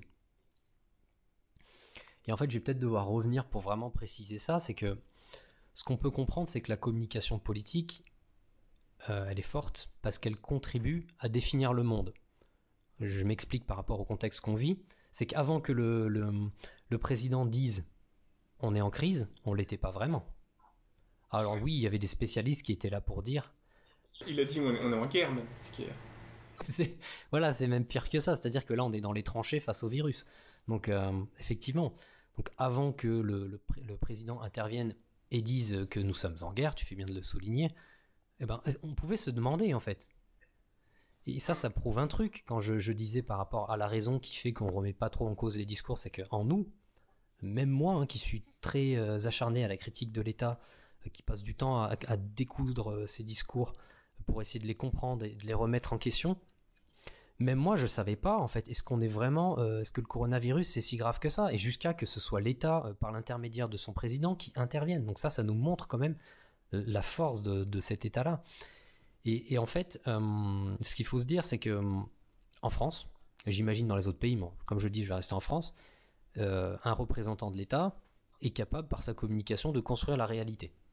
Okay, et qu'en conséquence, ces discours, cette communication, ça porte quand même une forte responsabilité, quoi. On ne peut pas se permettre de dire n'importe quoi. C'est pour ça qu'une Agnès Buzyn qui vient vous dire ensuite, en fait, je savais, mais qui au final a dit que c'était pas si grave, pour moi, c'est scandaleux. C'est vraiment extrêmement dangereux. Sauf que je vais nuancer quand même ce que je dis pour que je sois bien compris et qu'on m'accuse pas de rentrer dans une philosophie un petit peu radicale. C'est-à-dire que quand je dis que le réel est construit, je fais du constructivisme. Le constructivisme, c'est une théorie, une idée qui exprime que la réalité est construite socialement et que contrairement du coup au positivisme, il n'y aurait pas une espèce de réalité, une objectivité qui flotterait un petit peu dans l'espace et dont on pourrait se saisir et du coup on n'aurait pas de point de vue, on ferait juste que décrire les situations. Donc je ne vais pas tomber moi dans le piège du constructivisme radical, c'est-à-dire un constructivisme qui considère que la réalité n'existe que en tant qu'elle est construite socialement, c'est-à-dire qu'il n'y a pas de réalité aux alentours. Là, si je vous prends un exemple par rapport au Covid, il y en a un qui s'est mangé la réalité puissance 2000 quand il a voulu l'ignorer, c'est Boris Johnson, Premier ministre britannique, qui vous dit le Covid, c'est pas très grave. Le mec, il a failli laisser sa peau. Si je dis pas de conneries, je crois qu'il a été en soins intensifs pendant plusieurs jours. Il me semble qu'il en est sorti. Mais voilà, donc lui, la réalité qu'il a voulu construire, c'est une situation où c'est pas grave. Il a failli claquer. Donc tout ça pour dire qu'il vaut mieux avoir ce que j'appelle une posture cul entre deux chaises. C'est-à-dire à la fois, oui, la réalité, il faut qu'elle soit construite par nos mots, par nos valeurs, par nos visions. Mais à la fois, il faut aussi se dire que cette réalité, elle a une indépendance vis-à-vis de ce qu'on est capable de construire. Donc je reviens du coup au rapport pathologique à la réalité, en vous donnant un exemple précis par rapport à ce qui, à mon avis, a l'air maladif dans les discours des présidents, du président, des ministres et des professionnels de la politique, tant parfois ils semblent en déconnexion totale avec cette réalité-là, quoi, avec la réalité que nous, on peut vivre. Je vais prendre un exemple en dehors du Covid. C'est une déclaration de Macron fin janvier. Et en fait, c'était une déclaration dans laquelle Macron disait aux Français d'arrêter de pleurer parce qu'on se plaignait trop et qu'on vivait en dictature. Je vais vous lire la déclaration pour que vous compreniez. Macron dit je mets pas les tons, les intonations, etc. J'ai pas envie de l'imiter. Mais aller en dictature. Une dictature, c'est un régime où une personne ou un clan décide des lois. Une dictature, c'est un régime où on ne change pas les dirigeants, jamais. Si la France c'est cela, essayez la dictature et vous verrez. La dictature, elle justifie la haine, la dictature, elle justifie la violence pour en sortir. Mais il y a en démocratie un principe fondamental, le respect de l'autre, l'interdiction de la violence, la haine à combattre. Mais pour moi, cette citation, elle illustre à merveille le rapport pathologique que nos professionnels de la politique ont avec la réalité. Première chose, je vais prendre 2 extraits, vraiment. Quand Macron dit « un régime où une personne ou un clan décide des lois », il faut être con pour ne pas comprendre qu'en France, ce sont des clans qui prennent des députés. Bon, c'est peut-être pas des clans strictement, mais c'est quand même une oligarchie, c'est un groupe qui gouverne. Une plutocratie, disons. Ouais, ça c'est plutocratie, c'est les gens qui ont du pognon, mais les gens qui ont les moyens de s'acheter, de faire du lobbying, ou les moyens de s'acheter directement par les différentes procédés de lobbying, ou de, je sais pas moi, de filer du fric pour acheter un homme ou une femme politique, oui, mais Tu peux le dire. en fait je cherche le mot, c'est pas pardon, Corruption. exercice et corruption. J'hésiterai jamais à dire qu'il y a des gros problèmes de corruption en France. D'ailleurs, on aurait bien besoin d'un truc qu'ont fait les Italiens dans la deuxième moitié du XXe siècle, c'est l'opération main propre, manipulité. En gros, ils ont dit putain, vous êtes vraiment horrible, hein. Va falloir qu'on nettoie tout ça. Et en fait, ça a consisté à attaquer toute la corruption de l'organisation politique en Italie. Je pense qu'on aurait vraiment besoin de ça en France. Mais bref, admettons qu'on donne raison à Macron sur ce point, qu'il n'y a pas de clan, strictement de clan, ça devrait dire un clan de famille, un clan d'argent, qui décide des lois en France, parce qu'on a des députés qui représentent le peuple, admettons. Mais le mec, est-ce qu'il a oublié qu'il a utilisé le 49.3 pour gouverner ? Le 49.3, qu'est-ce que c'est ? Sinon qu'une violation totale de la démocratie représentative dans ce cas-là, c'est-à-dire arrêtons de discuter, stop, 49.3, ça passe, point barre. Donc le mec déjà se contredit entre ce qu'il dit et ce qu'il fait. Deuxième chose, c'est quand Macron dit que la démocratie, c'est l'interdiction de la violence. Si on le suit sur le point, on n'est pas en démocratie. Je ne suis pas sûr, en voyant les manifestations, que la violence ait été interdite. J'ai interrogé un membre de la police récemment par rapport à la communication politique, et qui, lui, se disait complètement scandalisé de la manière dont les manifestations étaient gérées, qui a, lui, participé à des opérations de maintien de l'ordre avec les CRS, et il m'expliquait que normalement les CRS sont formés pour éviter ces débordements-là. Il m'expliquait par exemple que dans les manifestations, les CRS laissent toujours une porte de sortie aux gens, jamais ils n'encerclent. Et là, ce qu'il m'expliquait, ce qui le scandalisait, c'est qu'il voyait dans les manifestations les policiers ou les CRS encercler les manifestations et les manifestants, et ne laisser finalement aucune porte de sortie. C'est-à-dire finalement les gens qui restent sont là pour se mettre sur la figure avec les CRS et les flics, et ceux qui n'ont pas envie, ils sortent. Sauf que là, il n'y a plus de porte de sortie, donc forcément les gens restent. Donc là, il y a un souci. Mais on peut prendre un exemple pour moi qui prouve que Macron encourage, en tout cas ferme les yeux sur l'utilisation de la violence, c'est ce sombre personnage qui est l'Allemand, le préfet de police l'Allemand. Bon, sans mauvais jeu de mots sur son nom de famille, je m'abstiendrai, mais le mec, c'est un sadique de première catégorie. Je vais vous donner un exemple par rapport à ça. Moi, je pense que... je vais m'arrêter, petite blague sur l'Allemand, mais si l'Allemand était un chien, ça ferait longtemps qu'on aurait dû le piquer. Parce que le gars, il est en roue libre totale, quoi. Et donc, le 17 mars, donc le 16 mars, annonce du confinement. Le 17 mars, l'Allemand est interrogé, il est dans la rue, etc. Il est interrogé par, je sais pas quelle presse, quel média. Et le mec dit ceci. Bon, encore une fois, je n'imite pas sa voix, mais il faut imaginer que je parle comme un type qui tabasse des chiots, qui mange des grands-mères, quoi, un mec violent, quoi. Il dit il y a d'autres endroits dans Paris où malheureusement les consignes ne sont pas assez vite comprises. Vous me connaissez, je vais les faire comprendre assez vite, si jamais les explications pourtant parfaitement claires du gouvernement n'étaient pas arrivées aux oreilles de tous. Donc il semblerait, j'en sais rien, mais il semblerait qu'effectivement dans certains endroits dans Paris, mais encore une fois je sais pas trop, peut-être que c'est le cas, peut-être que c'est pas le cas, il semblerait que ça soit pas respecté. Sauf que le mec dit ça fait même pas 24 heures que le confinement a commencé. S'il te dit ça au bout de 3 semaines, ok, le cas c'est un violent, mais peut-être qu'il a pu constater qu'il y a des débordements. Sauf que là, ça fait pas 24 heures. Et c'est là que ça pose problème. C'est-à-dire que le mec, il est déjà dans la disposition, il bave. Il est déjà dans la disposition, il se dit je vais pouvoir cogner du pauvre, je vais pouvoir cogner du fils d'immigré. Donc c'est pour ça, pour revenir par rapport à ce rapport pathologique à la réalité, c'est que les professionnels de la politique ne se rendent pas compte que des fois ils racontent des trucs mais qui sont complètement déconnectés de la réalité. Ils se contredisent eux-mêmes et se tirent une balle dans le pied. Je sais pas si j'ai besoin de donner d'autres exemples, je sais pas si c'est clair, mais... Non, bah, mais de toute façon, oui, ça fait un bout de temps qu'on remarque qu'ils sont complètement détachés et qui se rendent pas compte des réalités du terrain, ouais, comme tu dis. Mais ouais, ça vient aussi de leur... ça vient aussi du milieu social dans lequel ils ont été élevés, dans lequel ils ont grandi. Enfin bref. Non, mais c'est une remarque qui est très juste. On pourrait se demander si... Et c'est pour ça que il existe un débat qui a l'air un peu en fond chez les intellectuels qui s'intéressent à la vie politique, c'est de savoir si c'est intéressant de psychologiser, c'est-à-dire de s'interroger sur la psychologie des gens qui nous gouvernent. Moi, je suis absolument convaincu qu'il faut le faire. C'est-à-dire il faudrait mener des études en profondeur sur la psychologie des gens qui sortent de l'ENA, qui sortent des grandes écoles, qui deviennent des hauts fonctionnaires, des gens qui nous gouvernent, pour savoir ce qui motive ces gens. Et si on se rend compte que chez ces personnes, il existe cette croyance vraiment encastrée, présente, déterminante que ce sont des élites, et que par principe, elles ont raison, et que en conséquence, on n'a pas vraiment à les contredire, même si on est en démocratie. Donc le peuple est soi-disant souverain, mais entre parenthèses, un souverain qui donne son pouvoir, c'est un souverain qui est un peu con, mais bon, je ferme cette parenthèse. Si on se rend compte de ça, on peut peut-être aussi se rendre compte que soit on change complètement d'organisation politique, soit il faut aussi faire tout un travail d'éducation de nos élites pour les faire redescendre un peu, parce qu'il y a un souci. Je ne sais pas si tu as encore une question, mais il y a un truc sur lequel j'aimerais finir. Peut-être que ça va être un peu long, l'interview, mais je suis désolé, mais c'est parce que j'ai beaucoup critiqué.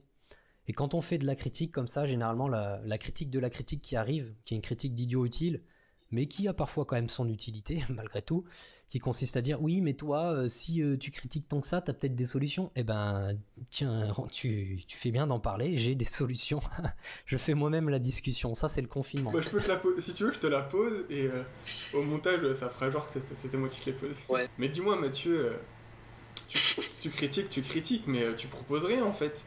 Mais merci de poser la question, parce que c'est effectivement quelque chose qu'on peut reprocher à une personne comme moi qui va faire beaucoup de critiques. C'est vrai, tu as très bien joué le rôle qui consiste à dire c'est bien de critiquer, mais il faudrait peut-être proposer des solutions. Donc j'ai imaginé des solutions, enfin j'ai imaginé. Je vais pas trop me passer de pommade dans le dos, mais j'ai pensé à des solutions par rapport à ce que j'ai pu lire, par rapport à ce que d'autres personnes ont proposé, par rapport à ce qui a été fait historiquement. J'ai donné des petits noms à ces solutions, faudra me pardonner ce petit côté, je fais un petit baptême des solutions que j'offre, mais en fait, plusieurs types de nouveaux types de communication qu'on pourrait imaginer qui comblerait en fait les défauts. Oui. Elles sont sur ton blog, ces propositions? Ouais. Donc peut-être que tu les connais déjà en avance. Non. Je vais les découvrir. Fabuleux. Un peu de mystère. Du coup, la première solution, c'est ce que j'ai appelé une communication, enfin ce qu'on pourrait appeler une communication d'accompagnement. C'est-à-dire, plus de promesses. On promet rien. Si on communique, c'est qu'on a fait quelque chose ou qu'on va faire quelque chose. Donc je vais donner à chaque fois parce qu'il y a des problèmes à ces solutions, forcément. Il n'y a pas de solution parfaite. Donc le problème évident, à mon sens, de cette solution, c'est est-ce qu'on ne serait pas un peu dans une dictature de l'action? C'est-à-dire, on fait. On n'annonce jamais rien, un truc qui va probablement être fait. Non, on fait. Si on fait, on communique. Mais il y a certains secteurs au niveau du gouvernement où ne pas faire, c'est primordial. Typiquement, la diplomatie. En diplomatie, quand vous menacez un autre pays, heureusement que vous le faites pas. Enfin, si vous dites on va vous sanctionner économiquement ou on va vous envoyer des bombes sur la figure, et si c'est une communication d'accompagnement, il y a du conflit constant. Donc il faut quand même laisser des marges de manœuvre. Donc forcément, cette solution, elle a ce défaut-là, mais ce défaut n'est pas trop gros. À mon avis, on peut prévoir des exceptions comme la diplomatie. Une autre solution, ça pourrait être la communication que j'ai appelée information neutre. C'est-à-dire, on éviterait tout recours à la séduction. Ce serait en quelque part un travail, un authentique travail de journaliste à partisan, si tant est que ça existe, mais en tout cas un authentique travail de journaliste à partisan. On relaie une info sans la commenter. Alors par contre, cette solution, elle a quand même deux problèmes. Et un qui n'est pas des moindres. ça impliquerait d'avoir déjà des institutions complètement indépendantes de l'État ou des partis politiques ou des professionnels politiques qui fourniraient ces fameuses infos neutres. Ouais, un Parce genre que de... un genre d'AFP politique, quoi. Ouais, mais même l'AFP fait quand même pas mal de conneries de temps en temps, a été pris en flagrant délit de commentaires politiques déguisés ou volontaires ou pas, mais Ouais. parce on peut me dire, bah oui, il y a l'INSEE déjà. Ah oui, sauf que l'INSEE, son calcul de l'inflation est quand même pas mal remis en question, sans parler de son calcul du chômage. J'exemplifie, je détaille l'exemple peut-être juste du calcul du chômage. C'est que quand l'INSEE fournit des chiffres pour calculer le chômage, est-ce qu'elle prend en compte les demandeurs d'emploi, c'est-à-dire que les gens qui font effectivement une demande d'emploi, ou est-ce qu'elle prend en compte tous les gens qui n'ont pas de travail? Vous connaissez la réponse. Elle prend en compte que les demandeurs d'emploi, c'est-à-dire les gens qui ont été rayés de Pôle emploi pour une raison ou pour une autre, ou qui ne peuvent pas faire une demande d'emploi parce ils sont sortis en fait du travail. Ces personnes en ont marre, elles sont fatiguées ou j'en sais rien. Bref, elles ont plus le courage de chercher du travail. Ces personnes-là, elles ne s'en rentrent pas dans le calcul du chômage. Donc vis-à-vis de ces institutions indépendantes entre guillemets, je dis entre guillemets parce que l'actuel directeur de l'INSEE, Jean-Luc Tavernier, a travaillé dans un cabinet, notamment le cabinet du ministre de budget d'Éric Woerth, si je dis pas de bêtises. Donc l'indépendance, on se demande où elle est quand même, hein. Mais bref, cette communication d'informations neutres, elle a ce problème-là. C'est comment est-ce qu'on fabrique une information neutre? On pourrait même se dire, est-ce que c'est seulement possible d'avoir une information neutre? Moi, j'y crois pas. Ouais, moi, je crois pas non plus. Donc, à partir de là, bon, c'est des solutions, hein.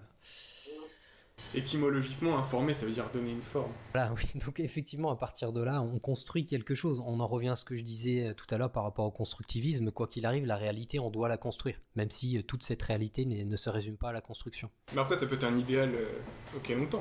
Oui, ça peut être un idéal, mais du coup, j'ai envisagé une autre solution qui pourrait contrer en fait directement ça. Ce serait une communication nommée. C'est-à-dire que quand on fait une opération de séduction, quand on fait une opération de manipulation des chiffres, on explique tout ça. Plutôt que d'avoir un discours qui consiste à dire le chômage c'est ça, on va privatiser machin parce qu'en fait ça va nous rapporter tant. Là on explique qu'on n'est pas sûr. Quelque part c'est un peu une opération scientifique là pour le coup qui consiste à dire j'ai des doutes, ce que j'ai fait pendant l'interview, j'ai des doutes, je suis pas sûr, j'ai expliqué ma méthode, etc. Ou tout simplement dire bah ouais là je vais vous vendre du rêve, là je vais vous décrire une utopie donc croyez-moi ou pas sur parole, mais en tout cas voilà, je suis pas en train de vous dire ce qui est en train de se passer. Donc là le problème il est évident. C'est que si les professionnels de la politique ils acceptent ça, ils se tirent une balle dans le pied. Toute cette compétence qu'ils possèdent et qui leur permet de se mettre en avant, c'est-à-dire la capacité à nous faire prendre des vessies pour des lanternes, à déguiser leur subjectivité derrière de l'objectivité fausse pour nous décrire des choses qui les intéressent, ça serait un changement de mentalité radical et qui ne leur bénéficierait pas. Donc je pense que c'est une solution qui serait difficilement à mettre en place. Ils le feront pas d'eux-mêmes, quoi. Donc en fait, est-ce que...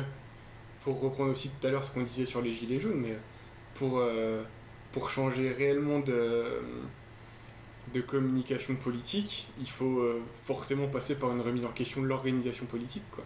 À mon sens, oui. Tu peux avoir des micro-changements, enfin pas des micro-changements, mais des changements dans la communication politique. Je vais donner une solution qui correspondra à ça. Mais si on veut vraiment changer radicalement la communication politique, et je viens de gueuler radicalement dans le micro, mais c'est pas grave, c'est pour insister que vraiment il faut le changer radicalement, ça passera par un changement de l'organisation politique. Et là on va comprendre que si on met en œuvre la solution suivante, c'est un changement de l'organisation politique. L'autre type de communication qu'on pourrait imaginer, c'est la communication contraignante. Ça voudrait dire que si je dis quelque chose dans mon discours, je m'engage. Si je parle d'une action que je vais faire, c'est que je vais la faire. C'est un peu lié au premier type de solution, mais ça voudrait dire aussi que quand je dis que le coronavirus c'est pas très grave, je le pense vraiment. C'est contraignant, quoi. Je peux pas mentir, je peux pas trafiquer, je suis contraint. Mais là on le voit le problème. Enfin en tout cas déjà l'avantage selon moi de ces solutions, ça permettrait qu'il y ait beaucoup moins de communication parce qu'ils seraient obligés de réfléchir à deux fois avant de l'ouvrir. Ça nous ferait pas de mal, hein, je pense. Mais le problème, c'est que ça reviendra à mettre en place ce qui ressemble un petit peu à un mandat impératif. C'est-à-dire, je ne sais pas si tu es familier de cette solution, mais ça consiste en fait à dire, en tant que représentant, j'ai un mandat, et ce mandat, il a été déterminé par les personnes qui ont voté pour moi, Et ce mandat, il est impératif dans le sens où je dois le respecter. Mais ça, c'est quand même un gros changement dans l'organisation politique. D'ailleurs, J'ai des comptes à rendre, c'est ça, à la sortie. Voilà, exactement. Même non, pas à la sortie. J'ai des comptes à rendre constamment. C'est-à-dire que quand Macron dit je bougerai pas à l'âge de départ à la retraite dans son programme, mandat impératif, il est élu, il peut pas le faire. Là, il est en train de le faire. Donc normalement, là, si on suit cette communication contraignante, il pourrait pas le faire. Si on suit le mandat impératif, il ne pourrait pas le faire. Et d'ailleurs, c'est là qu'on comprend que je suis pas juste dans un délire, je sais pas moi, fantasmatique de contrôle des reptiliens, genre des Illuminati. On pourrait dire, mais ce mec est farfelu. Les élites qui nous contrôlent, c'est pas non plus tant de contrôle que ça. Elles sont pas si antidémocratiques que ça. C'est que cette question du mandat impératif, dès la fin du XVIIIe siècle, donc à l'instauration de la République en France, on a un affrontement entre ceux qui défendaient une authentique démocratie directe, qui s'appelait les enragés, mais je suis plus très sûr, et une espèce d'aristocratie élective, c'est-à-dire d'un côté ceux qui disent nous on veut une véritable démocratie, la révolution on l'a faite, le roi et ses proches nous gouvernaient, on va pas remplacer ce petit groupe qui nous gouverne par maintenant des bourgeois, ça sert à rien, nous on veut une véritable démocratie. Et en face d'eux on avait des gens qui disaient non on veut pas de ça, le peuple est dangereux, le peuple est irrationnel, la plèbe attention. Donc le mandat impératif on n'en veut surtout pas parce que ça voudrait dire que la fameuse plèbe décide avec nous de ce qu'on est censé faire. Une fois qu'on est élu, on aimerait bien avoir une certaine liberté. Donc déjà, fin du XVIIIe siècle, c'est pas très bien pris cette idée. Je doute qu'aujourd'hui ce soit mieux pris. Voilà. Mais on pourrait imaginer par contre une solution qui nous ferait pas sortir de la communication politique, une solution qui pourrait être mise en œuvre sous forme de loi.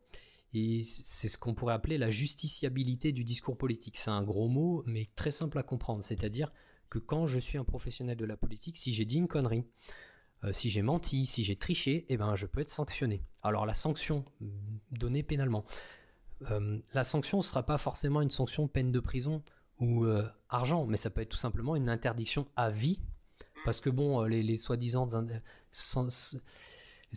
interdictions d'être élu, comme on voit avec Alain Carignon, ancien maire de Grenoble, qui a été pris la main dans le sac pour une affaire de corruption vraiment de grande ampleur, très mafieuse, j'ai envie de dire, qui maintenant se représente. Bon, je ne commenterai pas plus, mais qu'est-ce que ça veut dire? Moi, je serais pour, par contre, une sanction à vie.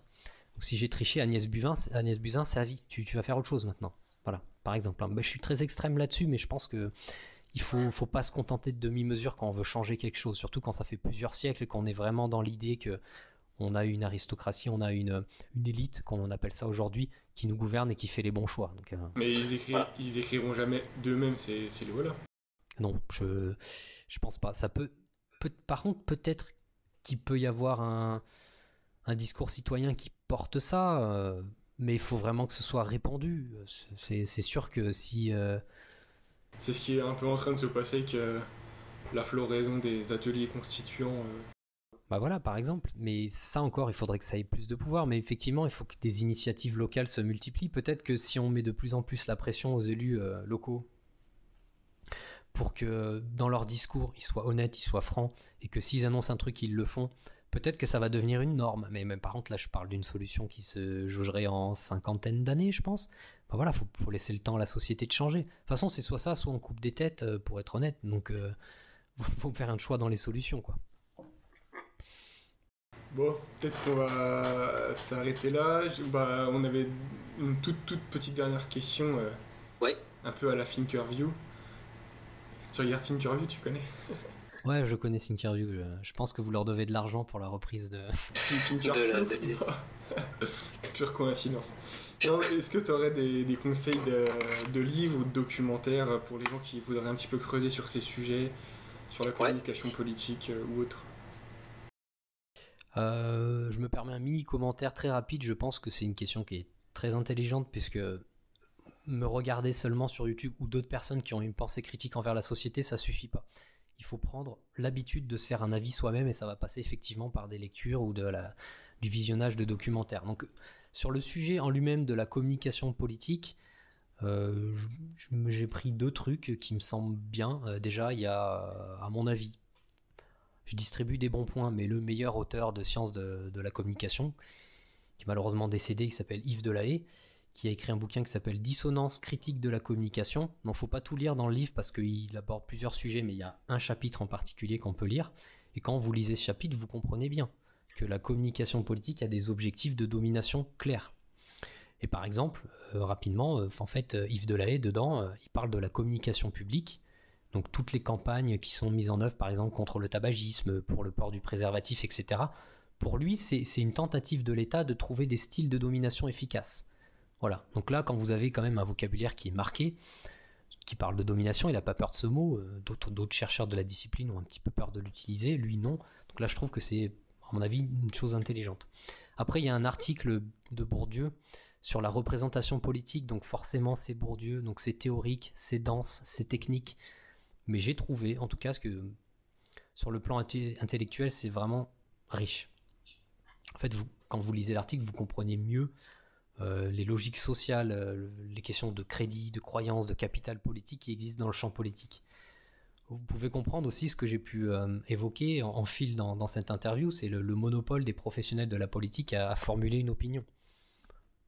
Nous, quand je disais tout à l'heure, peut-être qu'on se confie ce rôle d'impuissance politique en imaginant que ce sont seulement les professionnels de la politique qui peuvent gouverner à travers leur discours, qui peuvent avoir même un discours politique. Donc là, vous comprenez un petit peu mieux ces possibilités-là.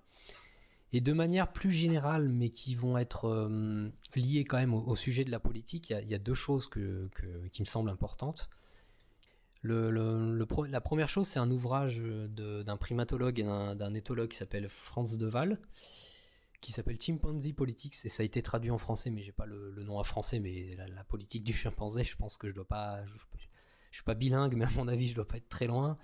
Et pour moi, ça a vraiment été un ouvrage fascinant parce que ça permet déjà une chose qui est toujours primordiale, c'est d'opérer un décentrement par rapport à notre nature d'être humain, éviter de penser que on est des êtres absolument fabuleux et dans tout ce qu'on fait, on est unique, quoi. C'est pas le cas. Et en lisant l'ouvrage de Waal, pourquoi c'est fascinant, c'est on se rend compte que les luttes politiques, elles existent aussi chez nos cousins les primates. Enfin, c'est que la première fois que j'ai lu ça, je savais qu'il y avait des choses en commun entre nous, qui sommes aussi des primates, et les chimpanzés et les bonobos, mais quand j'ai lu ça, j'étais vraiment scotché. Je me suis dit, ah ouais, il décrit des stratégies qui sont mises en œuvre par les chimpanzés. Ça permet aussi d'éviter de croire que de partout, les femmes sont contraintes à un rôle d'impuissance politique, parce que même dans une société très alpha-dominante comme les chimpanzés, le mâle alpha est obligé de s'assurer du support des femelles, parce que si les femelles décident de changer leur support, le mâle alpha il va pas durer très longtemps, hein. Donc voilà, c'est quand même pour ça un ouvrage fascinant. Là-dessus, si je peux te couper, j'avais lu que, ça doit être assez approximatif, chez les chimpanzés, quand ils ont une décision à prendre, par exemple, ils ont le choix entre soit aller, aller boire dans une rivière, dans un lac, ou aller chercher des bananes, je caricature. Et donc, ces deux choix qui se valent, ils font deux groupes, ils se séparent, et puis ils voient dans combien ils sont le plus en fonction des envies de chacun, et c'est à la majorité que, du coup, le groupe minoritaire se rejoint à la majorité, puis ils y vont tous ensemble. T'avais pas vu ça ? Je viens de découvrir ça, c'est possible, c'est possible. Non, mais c'est possible, hein, on va faire encore une parenthèse, cette interview n'en finit plus, mais on a découvert des trucs vraiment pas sur les primates pour le coup, enfin pas pour les singes sans queue comme nous, mais sur les singes à queue, notamment les macaques japonais, on s'est rendu compte que ils avaient un principe d'égalité. Et c'est une expérience que tu as peut-être déjà vue sur internet, c'est-à-dire on demande à deux macaques qui sont dans deux cages différentes de nous donner une pierre, et à chaque fois qu'ils nous donnent une pierre, on leur donne un grain de raisin. Je sais pas si tu as vu cette expérience-là, et en fait, petit à petit, les macaques sont pas cons, c'est une espèce très intelligente, et ils ont vite compris que dès qu'ils filaient un truc, ils avaient le droit à une récompense. Sauf qu'au bout d'un moment, dans l'expérience, un des macaques n'a pas le droit à un grain de raisin, mais il a le droit à un morceau de concombre, à une tranche de concombre. Et donc, en fait, le macaque, il regarde à côté de lui, il se dit « Attends, mais lui, il a le droit à un raisin, moi, j'ai le droit à du concombre. » Tout le monde sait que le concombre, c'est dégueulasse. Blague à part. Hein. Mais, donc, du coup, il sent cette inégalité-là. C'est vrai qu'on aurait pu tendance à dire « Mais les animaux, ils s'en foutent de l'inégalité, le traitement, voilà. » Et là, non. En fait, on se rend compte que même chez des macaques, on se dit « Non, mais si lui, il a le droit à ça, moi, j'ai le droit à ça aussi. » Donc voilà, c'est pour ça que moi, je peux que conseiller aux personnes de lire des ouvrages sur les comportements des animaux, en particulier sur les singes, parce que je les affectionne particulièrement, mais comme ils sont plus proches de nous, ça nous apprend des choses, quoi. Et l'autre... Le coup du. Je viens de me rappeler. Le coup des deux groupes de singes qui se divisent et ensuite ils voient dans laquelle ils sont en majorité pour prendre la décision, c'était dans. C'est un petit bouquin qui est pas mal de vulgarisation de la psychologie évolutionniste, c'est Darwin au supermarché. D'accord, je prends note, ça m'intéresse. C'est pas mal. Ok. Ouais, comme quoi on n'est jamais en... On découvre toujours des trucs à lire, c'est ça qui semble fascinant et quelque part des fois un peu terrible. On peut se dire on n'aura jamais fini de lire, mais moi je trouve que c'est absolument génial. Mais bon, bref. Peut-être le dernier conseil. Là, si tu veux arrêter de lire, t'as qu'à te lancer en politique. Qui ça, moi? Pour arrêter de lire, la meilleure façon d'arrêter de lire, c'est de se lancer en politique. Ah, tu penses que, ouais. Peut-être qu'effectivement, une fois qu'on pense qu'on a bien réfléchi le monde, on peut se dire qu'on peut défendre une idée, mais c'est peut-être. J'espère pas, mais mon avis, tu dois pas être bien loin quand tu lis ça. Le dernier conseil que je peux donner, c'est un ouvrage d'un... Je sais pas s'il est sociologue ou politologue, bon, en tout cas c'est d'un chercheur québécois qui s'appelle Dupuis-Derry Francis, Démocratie, histoire politique d'un mot. Oh, c'est tout simplement nécessaire. Je pense que c'est un truc, sans forcément lire cet ouvrage, mais un truc qu'on devrait enseigner à l'école pour enfin se débarrasser des idées reçues sur la démocratie. Revoir l'instrumentalisation dans l'histoire, j'ai pu donner un exemple par rapport au mandat impératif plus tôt, au niveau de l'instauration de la République, revoir l'instrumentalisation politique qu'a subi le mot, revoir la contradiction qui existe à l'heure actuelle entre comment s'est utilisé le mot démocratie et comment il était pensé à la base. Enfin, c'est une chose qui me semble vraiment, qui t'ouvre les yeux, qui est vraiment super importante. C'est ce qu'on essaye un peu de faire dans les épisodes de ce que parler veut dire, là. Je sais pas si tu suis. Ouais, bah je on regarde. essaie d'interroger un peu le sens des mots. Non, mais c'est extrêmement important, hein. Les mots ont un sens et leur utilisation a forcément un effet, quoi. Bah puis je pense que c'est... Si tu déconstruis à la base le sens des mots, c'est aussi le premier outil de critique de la communication politique, finalement. Parce qu'ils utilisent un paquet de mots valises complètement à l'envers. Ouais. Il y a, même sans parler de communication politique, j'élargis le sujet, mais... des termes qui ont pu être repris par des populations qui étaient utilisés à la base pour les insulter, comme moi je vais pas le prononcer parce qu'apparemment les personnes de couleur blanche n'ont pas le droit de le faire, mais le mot avec un N qui est utilisé pour désigner les personnes de couleur noire. Bon bah ce mot il est repris, moi qui écoute beaucoup de rap américain, et il est utilisé quasiment dans certaines chansons tous les 15 mots, donc on voit qu'il y a une réappropriation du mot pour se définir, et se définir positivement, quoi. Mais oui, mais regarde, même nous... Entre jeunes, entre guillemets, des fois on s'appelle négro entre nous, même si on est blanc, mais c'est négro, c'est poteau. Ouais, c'est un retournement du stigmate en fait. Oui, c'est ça, c'est extrêmement important, mais effectivement sur la communication politique, si on pouvait comprendre ce que ça veut dire aujourd'hui de communiquer politiquement, peut-être qu'on pourrait exiger de façon plus massive autre chose.